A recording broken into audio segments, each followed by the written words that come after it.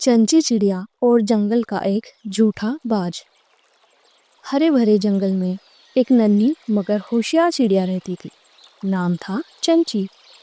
चंची का घोंसला पीपल के एक ऊंचे पेड़ पर बना हुआ था, जहां वो अपने दो नटखट बच्चों मिठू और मुनिया के साथ रहती थी। वो मेहनती भी थी और समझदार भी।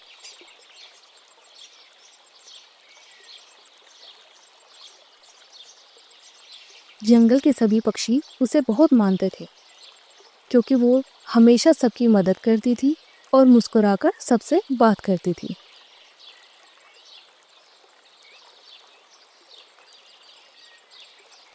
हर सुबह चंची अपने बच्चों को सिखाती। मिठू और मुनिया भी मम्मा की बातों को ध्यान से सुनते। बच्चों, जो भी मिले उसमें खुश रहना चाहिए।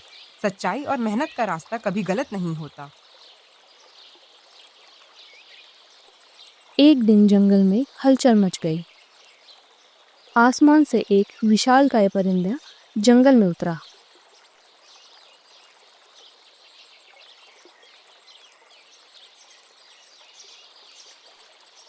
उसका नाम था भोपू। वो असली बाज नहीं था, लेकिन खुद को बाजराज कहता था। दरअसल वो एक बड़ा सा मोटा कौवा था, जो किसी दूर के शहर से भटककर जंगल में आ गया था। भोपू ने जंगल में ऐलान किया, अब मैं इस जंगल का राजा हूँ।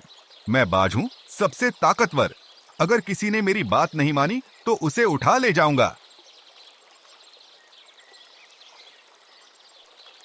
जंगल के भोले भाले पक्षी डर गए। बबलू तोता अपने पिंजरे में छिप गया। मीरा मैना उड़कर ऊंचे पेड़ पर जा बैठी और बूढ़ी बैया अपने अंडों पर डरी सहमी बैठी रही।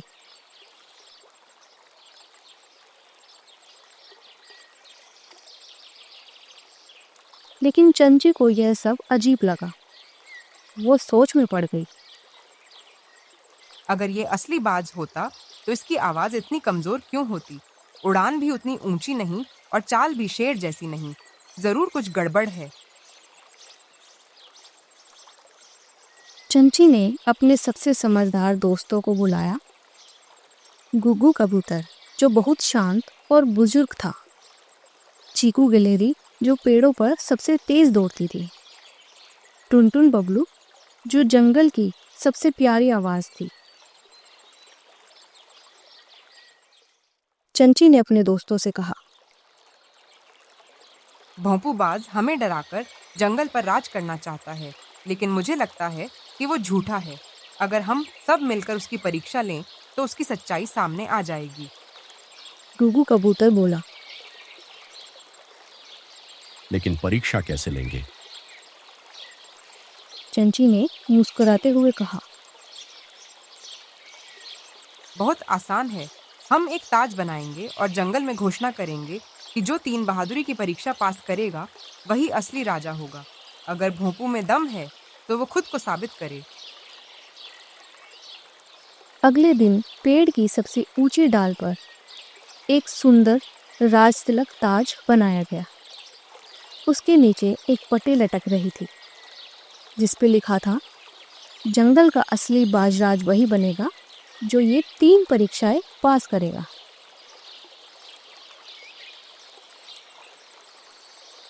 भोपू ने जैसे ही ताज को देखा, उसकी आंखों में चमक आ गई। ये ताज तो मेरा है। मैं ही तो बाज हूँ। अभी जाकर इसे पहन लेता हूँ।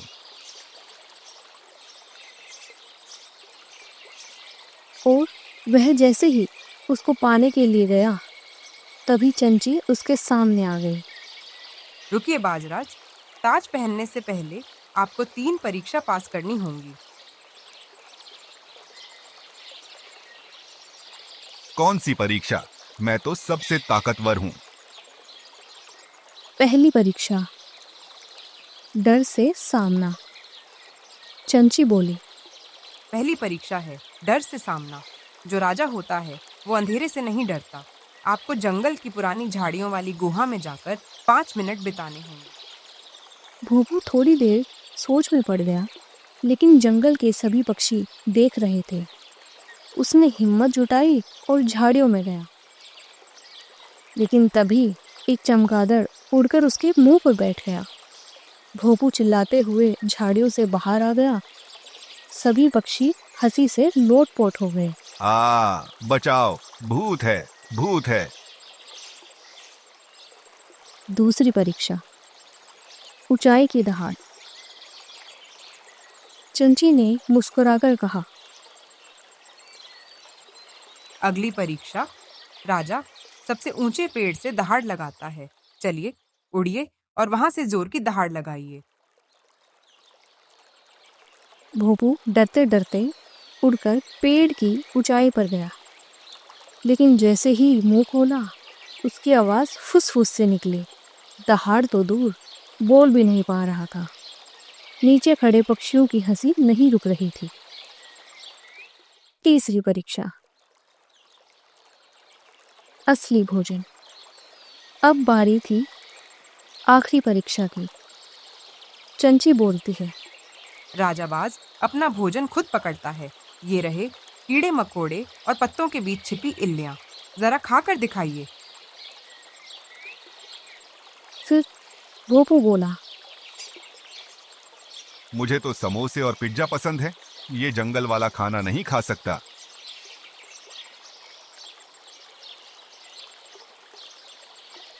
अब तो जंगल के सारे पक्षी एक साथ बोल पड़े, अरे ये तो बाज है ही नहीं, ये तो झूठा है। भोपू को समझ में आ गया कि अब उसकी पोल खुल गई है। वो शर्म से सिर झुकाकर चुपचाप खड़ा रहा। चंची ने उसकी ओर देखा और नरमी से कहा, खाइए। भोंपू, तुमने हमें डराया क्यों? भोपू बोला, मैं शहर से आया हूँ। वहां कोई मुझे नहीं पूछता था। मैं अकेला था। सोचा अगर जंगल में सब मुझसे डरेंगे तो मुझे राजा मान लेंगे। फिर चंची बोलती है, डर से दोस्त नहीं बनते भोंपू। दोस्ती सच्चाई और मदद से मिलती है। अगर तुम अपने मन की बात पहले बताते तो शायद हम सब खुद तुम्हें अपनाते।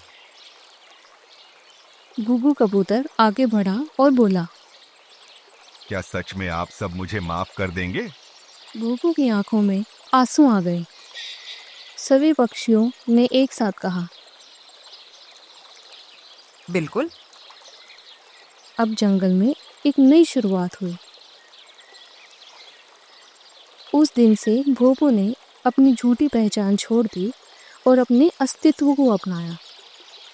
अब वो बहुत ही मान से सबको बताता कि वो एक कौवा है। वो जंगल के बच्चों को उड़ने की ट्रेनिंग देने लगा और बच्चे भी उसको अब भोपू दादा कह के बुलाने लगे। अब वो रोज कहानियां सुनाता और नए मेहमानों की मदद करता। चंची चिड़िया और उसके बच्चे को भी अब एक नया दोस्त मिल गया था। जंगल अब और भी हंसमुख और सुरक्षित बन गया। सभी पक्षी, चंची और भोपू सब मिलजुल कर रहने लगे। सीख, झूठ और डर की उम्र कम होती है। राजा बनने के लिए डर नहीं, भरोसा और सच्चाई चाहिए। अकेलापन हमें गलत रास्ते पर ले जा सकता है, लेकिन सच्चे दोस्त हमें सही राह दिखाते हैं।